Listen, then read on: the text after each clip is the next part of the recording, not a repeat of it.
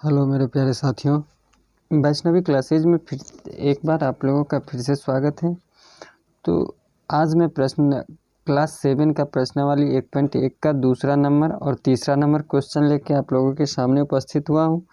दूसरा number question कहता है कि निम्नलिखित में से प्रत्येक में बड़े पूर्णांकों पर घेरा लगाएं, यानी जो बड़ा पूर्णांक है उस पर घेरा लगाना है। पहला है, पूर्णांक दो तरह के होते हैं, एक धन पूर्णांक और दूसरा होता है ऋण पूर्णांक। जो माइनस लगा रहे उसको ऋण पूर्णांक कहा जाता है, जो प्लस में रहे उसे धन पूर्णांक कहा जाता है।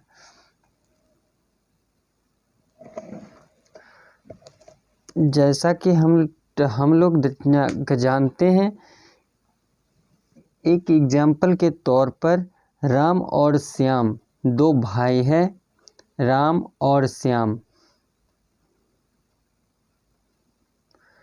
दो भाई हैं। एक ने 5 रुपया उधार लिया, किसी से पड़ोसी से 5 रुपया उधार लिया, तो इसका मतलब ये ऋण में है।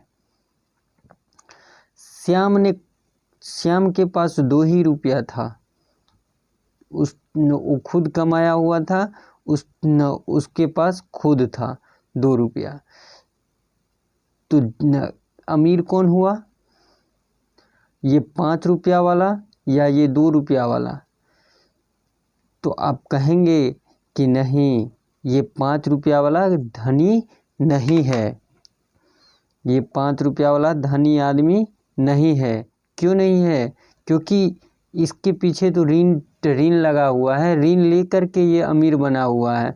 लेकिन ये धन में है, इसके पास धन है, इसके पास ऋण है, इसीलिए ये गरीब है, और इसके पास धन है इसीलिए ये अमीर है। अगर इसके पास नहीं कुछ भी रहता, जीरो भी रहता, तो भी ये क्या होता? अमीर होता। तो अब बताइए कि -20 और 4 में बड़ा कौन है, अमीर कौन है, बड़ा कौन है? तो सर -20 तो नहीं है। क्यों नहीं है? क्योंकि इसके पास ऋण पूर्णांक, हमेशा धन पूर्णांक बड़ा होता है। अगर ऋण पूर्णांक का धन पूर्णांक रहे तो हमेशा क्या होता है? धन पूर्णांक बड़ा होता है और ऋण पूर्णांक छोटा होता है। तो 4 क्या हो गया, इसमें बड़ा हो गया। अब देखिए -15 -8, सर इसमें तो ऋण पूर्णांक दोनों में लगा हुआ है। तब इस केस में देखेंगे कि ऋण पूर्णांक जो लगा हुआ है, तो देखेंगे कि कम ऋण कौन लिया है। मान लीजिए मोहन ने 15 रुपया किसी से ऋण लिया और सोहन ने 8 रुपया किसी से ऋण लिया। तो मोहन बड़ा हुआ कि सोहन बड़ा हुआ? तो सर कम ऋण तो सोहन ने लिया, तो सोहन बड़ा हुआ। अगर मोहन कम ऋण लिया रहता तो मोहन बड़ा होता। कम किसने लिया? तो सोहन ने। तो -8 बड़ा हुआ। यानी ऋण दोनों में ऋण लगा रहे, तो हमें ये देखना है कि कौन सा छोटा है, कौन सा अंक, कौन सा इंटीजर छोटा है, ये हमें देखना है। जो छोटा रहे वो बड़ा होता है। अब देखिए, ये है धन पूर्णांक और ये है ऋण पूर्णांक, तो हमेशा धन पूर्णांक 0 ही बड़ा होगा -5 से।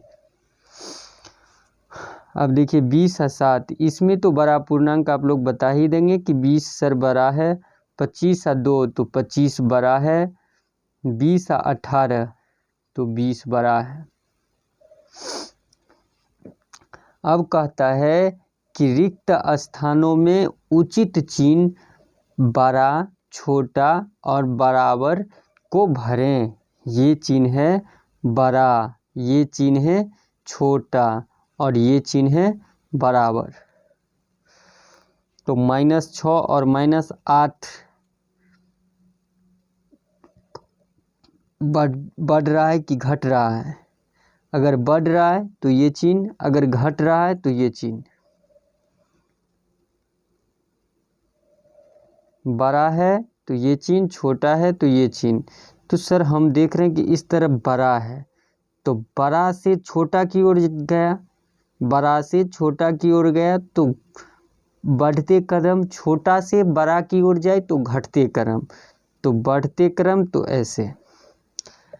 4 से 0 की तरफ गया तो फिर बड़ा से छोटा की ओर गया तो बढ़ते क्रम, डिसेंडिंग ऑर्डर। -15 से ऋण पूर्णांक से धन पूर्णांक की ओर गया तो ये क्या हो गया, घटते क्रम से बढ़ते क्रम, तो ये हो जाएगा बढ़ते क्रम का चिन्ह ऐसे। 50, अब 54 4 58, तो इस तरफ तो 58 है भाई और इस तरफ है 50, तो 50 से 58 हो गया तो छोटा से बड़ा की ओर तो बढ़ते क्रम। 25 25, तो दोनों तरफ इक्वल टू बराबर। अब 4 में से 15 घटाएंगे तो माइनस का 11 11, 2 -20 यानी -18, 2 घटे 20 तो -18।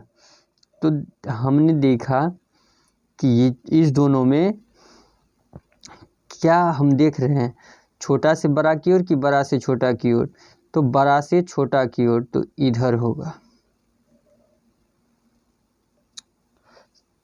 समझ में ऋण पूर्णांक और धन पूर्णांक में कैसे हम बड़ा छोटा चूज करते हैं ये समझ में आ गया। तो इस वीडियो को लाइक करें, चैनल को सब्सक्राइब करें। थैंक यू, धन्यवाद।